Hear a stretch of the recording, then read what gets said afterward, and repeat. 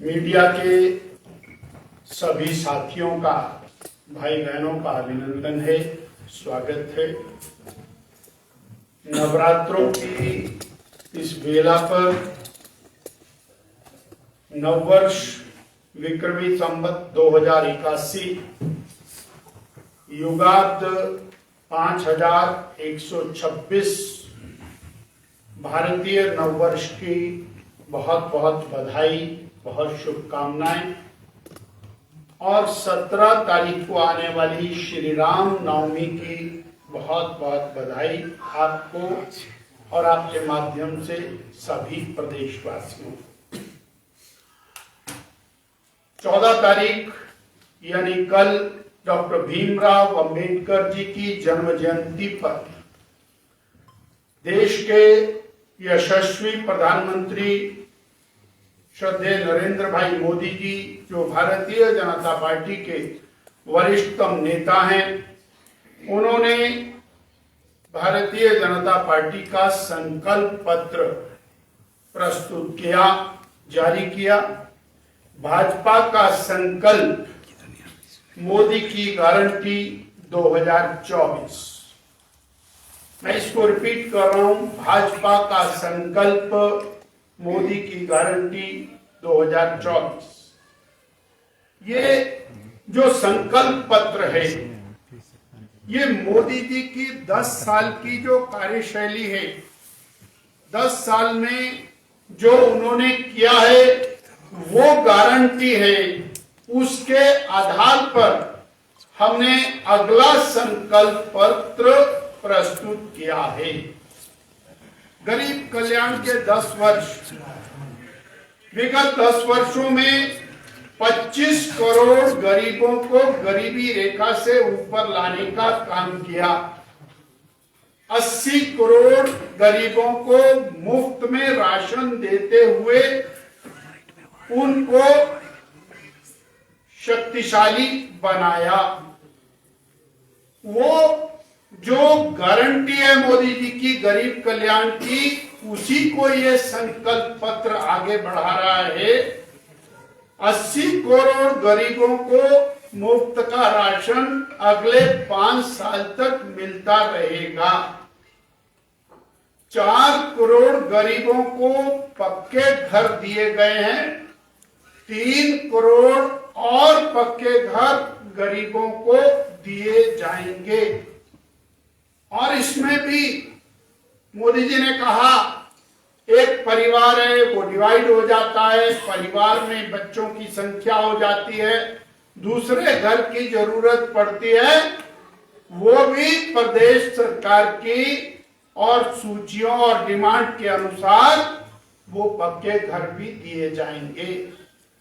शहरों में, slum areas में जो गरीब लोग हैं, मध्यम वर्गीय लोग हैं, उनके लिए भी अफोर्डेबल हाउसिंग स्कीम और निशुल्क मकान देने का विशिष्ट प्रावधान किया जाएगा। गरीब कल्याण की योजनाएं, उसमें विशेष योजनाएं रेडी वालों के लिए, फटड़ी वालों के लिए, फड़ी वालों के लिए। जो स्वनिधि योजना है उसका विस्तार किया जाएगा। 10,000 रुपए की बजाय 50,000, लाख, 2 लाख, 3 लाख रुपए तक की सहायता और लोन बिना ब्याज का वो उनको दिया जाएगा, जिससे वो आत्मनिर्भर भारत की ओर, आत्मनिर्भर परिवार की ओर बढ़ सके। विश्वकर्मा योजना, जो अनेक प्रकार के जो हमारे मजदूर है, मेसन है, मिस्त्री है, कारीगर है, चर्मकार है, स्वर्णकार है, ऐसे 18 प्रकार के जो ट्रेड हैं, उन ट्रेड की संख्या बढ़ा के भारत के सभी ट्रेड को उसमें शामिल करते हुए विश्वकर्मा योजना को गरीब और मध्यम वर्गीय विकास का एक आधार बनाया जाएगा। और आज गरीब को आयुष्मान भारत की जो योजना मिली, प्रत्येक व्यक्ति को आयुष्मान योजना के अंतर्गत ला करके उसको स्वास्थ्य बीमा का लाभ दिया जाएगा। इस प्रकार गरीब कल्याण, महिला कल्याण, देश की बहनों को 40 साल तक कांग्रेस ने ठुला के रखा। मैं आरोप लगा 33% आरक्षण दिया जाएगा, नहीं दिया। माने मोदी जी की 33% आरक्षण दिया और अगले अंदर इसकी इम्प्लीमेंटेशन की जाएगी। 33% आरक्षण लोकसभा और हमारे जो विधानसभाएं हैं उनके अंदर 33% आरक्षण मिलेगा। महिलाओं में 10 करोड़ महिलाएं जो सेल्फ हेल्प ग्रुप से जुड़ी हैं उनको मजबूत करने का काम किया। पूरी तरह से उनको आर्थिक संबल की ओर ले जाने की पूरी तैयारी गवर्नमेंट ने, बीजेपी ने की है। और सर्विस सेक्टर के साथ इस सेल्फ हेल्प ग्रुप को जोड़ा जाएगा।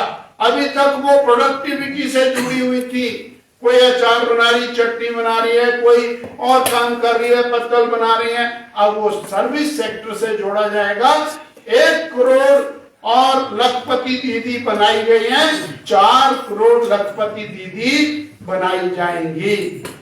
किसान सम्मान, मोदी जी ने गारंटी दी किसान को 6,000 रुपया हर साल उसके खाते में। 11.5 करोड़ किसान परिवारों को मिल रहा है। अगले 5 साल ये कंटिन्यू रहेगा। और ये सिर्फ कंटिन्यू नहीं रहेगा, उसकी जो फसल बीमा है और बीज से लेके सेल तक पूरी चेन को डेवलप किया जाएगा। एमएसपी जहां हमने और 5 आइटम से बढ़ाकर 20 पर किया है, सभी आइटम्स के ऊपर, सभी प्रोडक्टिविटी के ऊपर एमएसपी दिया जाएगा। साथ ही दालों की, तिलहन की पैदावार बढ़ा के और उसके रेट तय करके किसान को समृद्ध किया जाएगा। वो नैनो यूरिया हो, वो और नेचुरल फार्मिंग हो। साथियों, जहां हमने और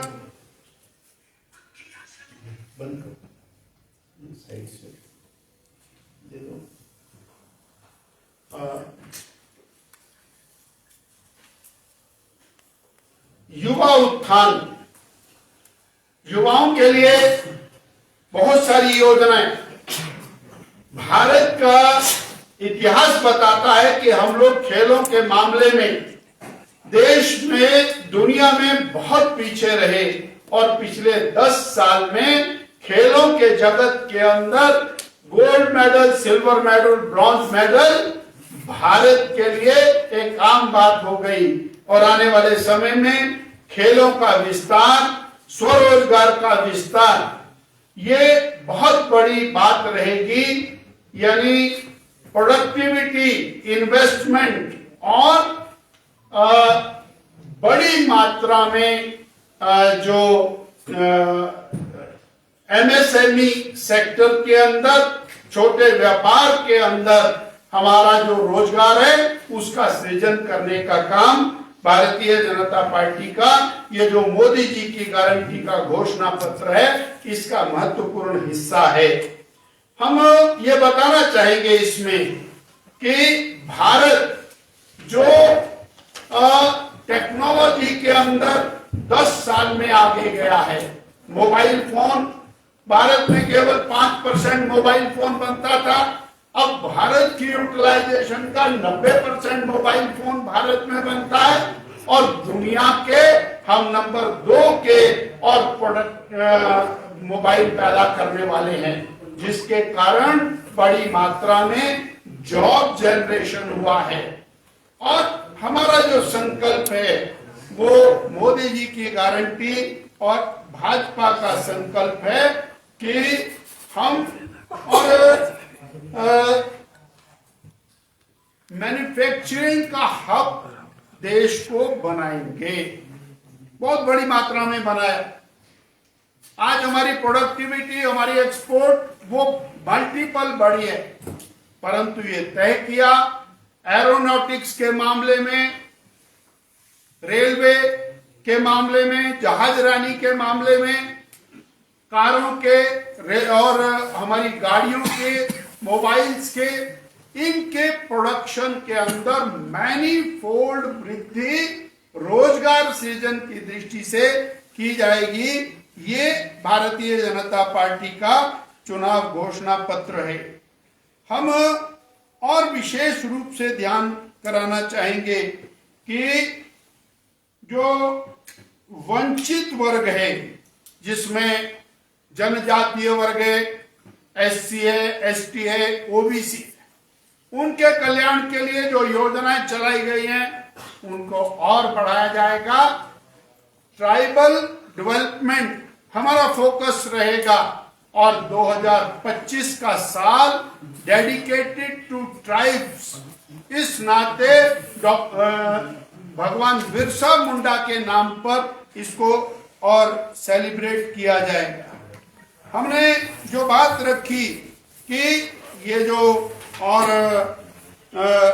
ज्ञान, गरीब, युवा, अन्नदाता और नारी, और इसके साथ वरिष्ठ नागरिक, साथियों कुछ नेशन वाइड कमिटमेंट्स हैं।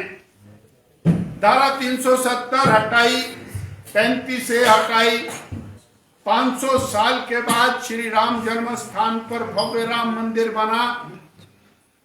भारतीय जनता पार्टी कमिटेड है वन नेशन वन इलेक्शन, इसको भारतीय जनता पार्टी लागू करेगी, ऐसा निर्धारित किया है। बहनों का 33% आरक्षण और यूनिफॉर्म सिविल कोड, भारतीय परंपराओं के अंदर जो सर्वश्रेष्ठ है उसको सिलेक्ट करके देश में यूनिफॉर्म सिविल कोड लागू करना, ये हमारे घोषणा पत्र का अहम हिस्सा है। श्री रामायण, इसका विस्तार विश्व में हो, क्योंकि रामायण सिर्फ रामायण नहीं है, विश्व बंधुत्व का एक बड़ा प्रतीक। परिवार कैसा हो, समाज कैसा हो, रामराज कैसा हो, इसलिए रामायण को विश्व व्यापक किया जाएगा और श्री अयोध्या जी का सर्वांगीण विकास करके उसको अंतरराष्ट्रीय और मानचित्र के ऊपर लाया जाएगा। विरासत भी और विकास भी, ये हमारा घोषणा पत्र का विशिष्ट और लक्ष्य। मैं ये बताना चाहूंगा, 2004 श्रद्धेय अटल बिहारी वाजपेयी जी की सरकार नहीं रही, सरदार मनमोहन सिंह जी की सरकार, कांग्रेस की सरकार सत्ता में आई। उस समय मेरा देश आर्थिक रूप से दुनिया में 11वें पायदान के ऊपर था। 10 साल कांग्रेस ने देश में राज किया, भारी भरकम घोटाले हुए, लगभग 20 लाख करोड़ रुपए के घोटाले, यानी वो सरकारी घोटालों के नाम से जानी गई। चाहे 2G घोटाला, 3G घोटाला, हेलीकॉप्टर घोटाला, पनडुब्बी घोटाला, जमीन घोटाला, खेल घोटाला, कोयला घोटाला, गिनना मुश्किल है। अंत तो गत्वा 2014 में भारत दुनिया में आर्थिक स्थिति में 11वें पायदान पर खड़ा रहा और अर्थव्यवस्था कमजोर हुई। It is certified by UNO. और 2014 से लेके 24 के बीच में मोदी जी की सरकार भ्रष्टाचार मुक्त शासन, सुशासन, digital India, direct benefit transfer, उपभोक्ता को सीधा लाभ पहुंचाना, गरीब के खाते में सीधा लाभ पहुंचाना, 48 करोड़ जनधन के खाते खुलवाना, और ये सब करने के बाद 2024 में भारत की अर्थव्यवस्था विश्व में 5वें स्थान के ऊपर, और 5वां नहीं, मजबूत अर्थव्यवस्था के रूप में खड़ी हुई, जबकि 2 साल कोविड के दुनिया की अर्थव्यवस्था को कमजोर करने वाले रहे।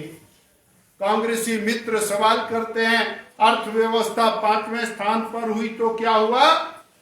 ये अर्थव्यवस्था 11वें से 5वें स्थान पर आई तो 4 लेन नेशनल हाईवेज के जाल बिछ गए, रेलवे के अंदर क्रांति आई, 74 अगरचे एयरपोर्ट थे तो 150 हुए, all India Institute of Medical sciences IIM, बड़ी मात्रा में मेडिकल कॉलेजेस का खुलना, ये सब आर्थिक समृद्धि से संपन्न हुआ। 10 लाख करोड़ रुपया इंफ्रास्ट्रक्चर डेवलपमेंट के ऊपर भारत खर्च करने की स्थिति में आया। और आज जो मोदी की गारंटी 2024 रिलीज की है, उसमें लक्ष्य रखा है अगले 3 वर्षों में भारत को दुनिया की तीसरी आर्थिक मजबूत ढांचा विकास हुआ, गरीब रेलवे का विस्तार, एयरपोर्ट्स का विस्तार, सड़कों का स्ट्रक्चर का विस्तार, वो बड़ी मात्रा में होगा। और जब हम ये विकास की बात करते हैं तो 3 प्रकार का, एक डिजिटल, फिजिकल, डिजिटल में जहां 5G के अंदर हम दुनिया में नंबर 1 पर आ रहे हैं, 1, 2 पर, वहीं हम 6G और लेकर के आने वाले हैं और दुनिया में फर्स्ट सेकंड के अंदर हम लोग रहेंगे।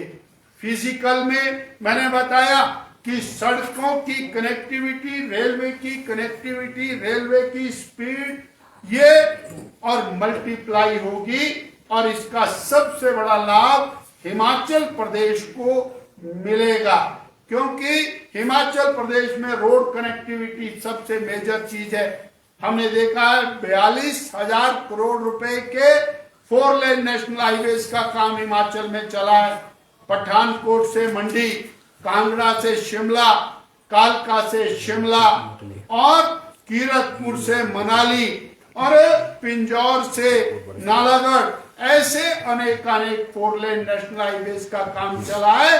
तीसरी महाशक्ति बनने के बाद हिमाचल प्रदेश और 2-3 घंटे 4 घंटे के डिस्टेंस के ऊपर पूरा हिमाचल हम कवर कर सकेंगे। रेलवे का विस्तार, जहां बिलासपुर तक हमारी रेल लाइन पहुंचती भी दिखाई दे रही है, इस तीसरी आर्थिक महाशक्ति बनने के बाद हिमाचल प्रदेश रेलवे नेटवर्क के अंदर बहुत आगे होगा। और 5G, 6G और डिजिटल नेटवर्क में तो भारत में हिमाचल को अत्यंत आवश्यकता रहती है। और तीसरा विकास रहता है स्कूल, कॉलेजेस, शिक्षा, स्वास्थ्य, और जिस प्रकार All India Institute of Medical Sciences Himachal Pradesh में लगभग 2000 करोड़ रुपया खर्च करके दिया है, 3 मेडिकल कॉलेजेस, एक इंडियन इंस्टीट्यूट ऑफ मैनेजमेंट, ऐसे बहुत सारे काम आने वाले समय के अंदर होंगे। एक बात और मोदी की गारंटी 2024 में भारतीय टूरिज्म के ऊपर बहुत बड़ा फोकस, और भारतीय टूरिज्म में हिमाचल का विशिष्ट स्थान है। हम ये कहना चाहेंगे कि ये जो मोदी की गारंटी 2024 है, हिमाचल प्रदेश के रोजगार सृजन के लिए, टूरिज्म के इजाफे के लिए, इंफ्रास्ट्रक्चर डेवलपमेंट के लिए, 5G नेटवर्किंग, 6G नेटवर्किंग के लिए, ये हमारे लिए अत्यंत महत्वपूर्ण रहेगा, ऐसा हमको और इसके बारे में कहना है। जब हम इसकी तुलना करते हैं कांग्रेस के घोषणा पत्र के साथ, तो कांग्रेस का घोषणा पत्र है मोदी हटाओ, और भारतीय जनता पार्टी का घोषणा पत्र है देश का विकास। कांग्रेस का घोषणा पत्र है भ्रष्टाचारी बचाओ। बीजेपी का मोदी की गारंटी का घोषणा पत्र है भ्रष्टाचार को हटाओ। ये अंतर दिखाई देता है और आज हम आपके माध्यम से बड़े स्पष्ट शब्दों में कह सकते हैं कि नरेंद्र भाई मोदी जैसा नेतृत्व, जो वर्ल्ड क्लास नेतृत्व है, विश्व में 76% रेटिंग जिस नेता की है, वो भारत को आगे ले जाने में सक्षम है। भारत की जनता ने, हिमाचल की जनता ने मोदी जी को अपना आशीर्वाद दिया और उन्होंने अपनी संपूर्ण शक्तियां लगाकर हिमाचल का और देश का विकास किया।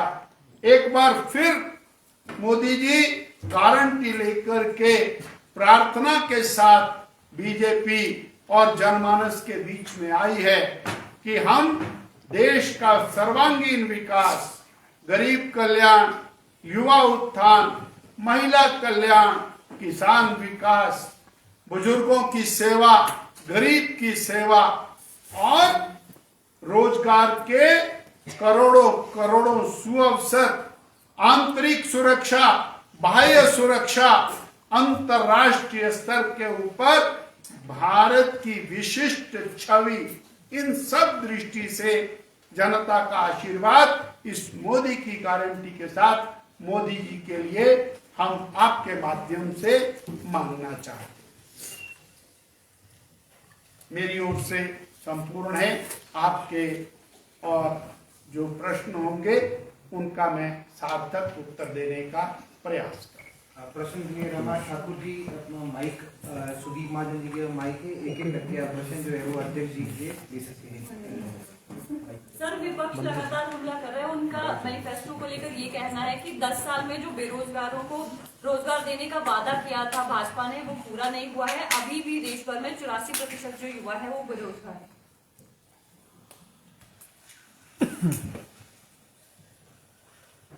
कांग्रेस पार्टी ने और कांग्रेस पार्टी की सबसे मजबूत नेता श्रीमती इंदिरा गांधी जी ने बेरोजगारी हटाने का नारा लगा करके 450 सीटें देश भर में ली। आज वो बेरोजगारी हटाने की बात करें तो कहीं पर शंका महसूस होती है। और रोजगार सृजन के लिए मैं आपके ध्यानार्थ और आपके माध्यम से कांग्रेस के भी ध्यानार्थ लाना चाहूंगा कि कांग्रेस के 10 साल के शासन में 99% मोबाइल इंपोर्ट होते थे। आज 90% मोबाइल भारत में बनता है और दुनिया के नंबर 2 के एक्सपोर्टर हैं। करोड़ों रोजगार इस इलेक्ट्रॉनिक आइटम अकेली के माध्यम से सृजित हुए। वो रेलवे के, वो हवाई जहाज के, वो चाहे और समुद्री जहाज के, चाहे वो एरोनॉटिक्स के, जितने भी कारखाने लगे हैं, स्टार्टअप के मामले में कांग्रेस के समय में 10,000 के लगभग स्टार्टअप थे। आज वो स्टार्टअप 1 करोड़ की सीमा को पार कर गए हैं। ऐसे में बड़ी मात्रा में रोजगार का सृजन हुआ है और हमने मोदी की गारंटी 2024 के अंदर बड़ी मात्रा में स्वरोजगार का एक वायदा इसके अंदर गारंटी दी है। और कांग्रेस के मित्र अगर ये कहते हैं कि बेरोजगारी है, तो हिमाचल में 1 लाख सरकारी नौकरियां देने का वायदा करने वाली कांग्रेस, उन्होंने संस्थान ही बंद कर दिया नौकरी देने का। ना रहेगा बांस ना बजेगी बांसुरी। 1.5 साल में एक भी नौकरी नहीं दी, एक भी बता नहीं सकते वो एक भी नौकरी। मैं चुनौती दे रहा हूं। इसलिए उन मित्रों का जवाब वो प्रश्न के लिए है, जवाब के लिए नहीं है। मेहरबानी। नेक्स्ट। सर, सर काफ़ी बड़ी योजनाएं आपने बताई कि अभी जो हमें पहनाया जाएगा आगामी वर्षों में। सर हॉस्पिटल्स में जनऔषधि केंद्रों में दवाएं नहीं मिल रही हैं और हिमकेयर को लेकर भी दिक्कत है। आपकी जो पार्टी है वो इसमें क्या कर रही है? बहुत अच्छा आपने कहा। आयुष्मान योजना ने देश में गरीबों के लिए एक नई आस पैदा। आयुष्मान योजना से पहले व्यक्ति उधार उठाता था, कर्ज लेता था और पूरा जीवन उसको चुकता करता है। आज उसको हार्ट की तकलीफ है, स्टंट डलवाने हैं, कैशलेस उसको डलता है, घुटने बदलवाने, ऑपरेशन कराना है, एक्सीडेंट हो गया, बीमारी की हालत है, दाखिल होता है, कैशलेस होता है। और आपने सही कहा कि हिमकेयर योजना की पेमेंट नहीं हो रही। हमारी पूर्व सरकार, जयराम ठाकुर की सरकार ने हिमकेयर योजना चलाई। आईजीएमसी के करोड़ों करोड़ों सरकार ने देने, आईजीएमसी ने योजना बंद कर दी है, तो गरीब को इसका नुकसान हो रहा है। और भारतीय जनता पार्टी मोदी की गारंटी ने यह कहा है कि आयुष्मान योजना का विस्तार करेंगे, 70 साल से ऊपर के सभी बुजुर्गों को कैशलेस योजना मिलेगी।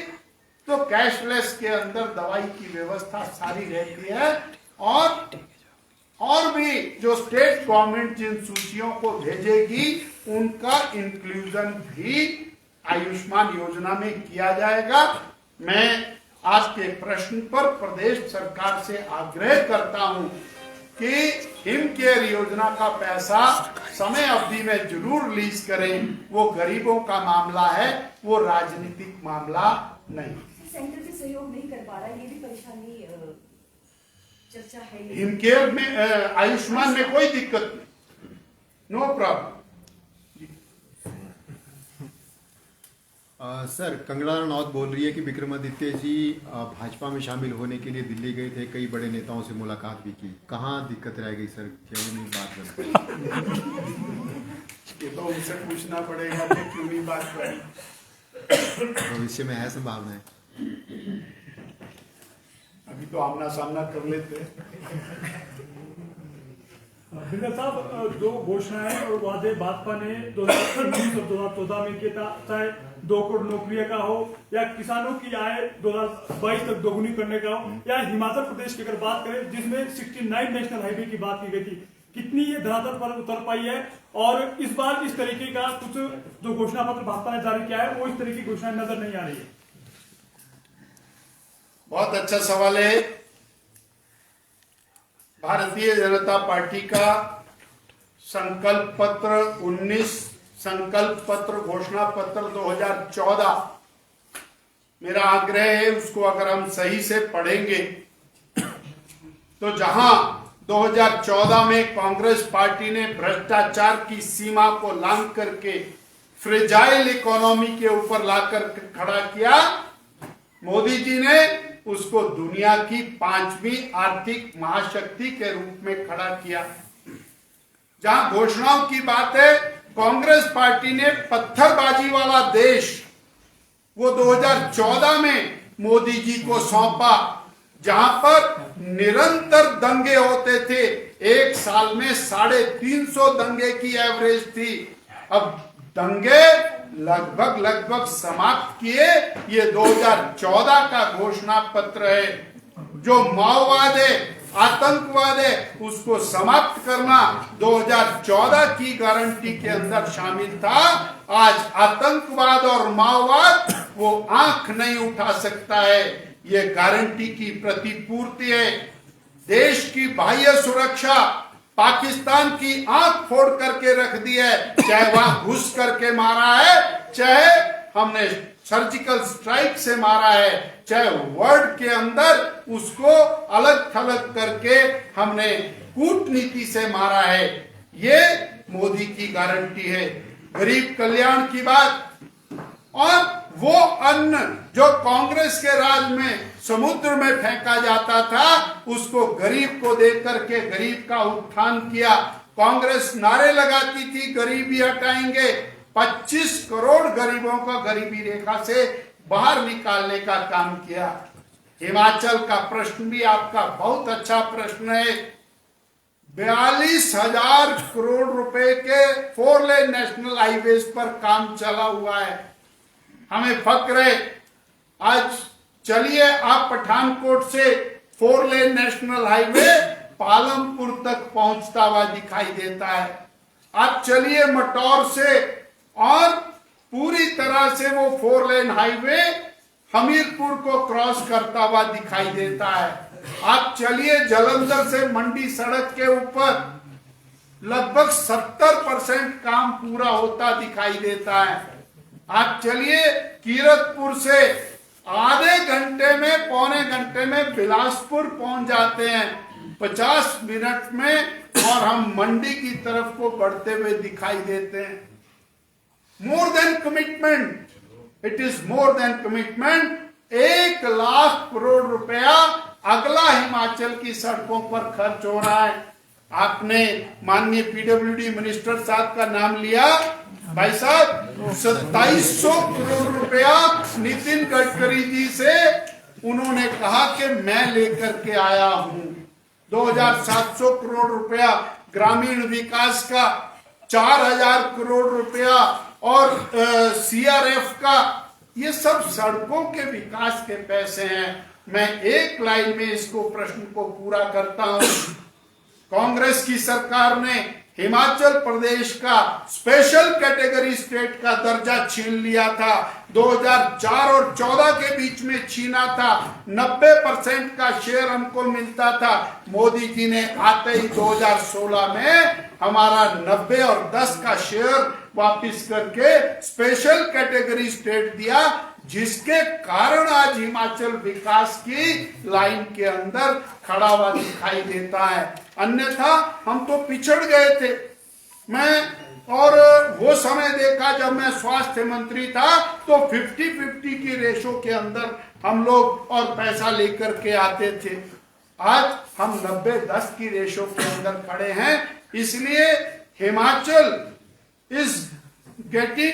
हिमाचल के प्रति जो स्नेह है वो अधिक है। सबसे ज्यादा टनल देश में बन रहे हैं, हिमाचल में बन रहे हैं। अटल टनल रोहतांग बनी, हिमाचल में बनी। रेलवे के लिए अभी अभी जो 2,500 करोड़ रुपए मिला, हिमाचल के लिए मिला। 1300 करोड़ दूसरी रेलवे के लिए मिला, हिमाचल के लिए मिला। 400 करोड़ रुपया तीसरी रेलवे के लिए मिला, हिमाचल के लिए मिला। मैं ये कह रहा हूं कि हिमाचल के प्रति 1,776 करोड़ रुपया आपदा में मिला। 11,000 मकान आपदा के अंदर ओवर एंड अबव पक्के मकान मिले और 1,000 करोड़ रुपया मनरेगा का ओवर एंड अबव मिला हिमाचल को। और लगातार, और ये कोई एहसान नहीं है, हिमाचल के प्रति लगाव माननीय मोदी जी का है और हमारे हिमाचल के भाई बहन आगे बढ़े, ये हमारा प्रयास। सर, आप सरकार का 15 महीने का कार्यकाल कैसे देखते हैं? क्या उन्होंने काम नहीं किया? मैं आपका धन्यवादी हूं कि आपने ये प्रश्न किया। माननीय मुख्यमंत्री जी, माननीय उप मुख्यमंत्री जी, कांग्रेस के नेता चुनाव में जहां भी जा रहे हैं वो अपने 1.5 साल 15 महीने की कारगुजारी पर वोट नहीं मांग रहे।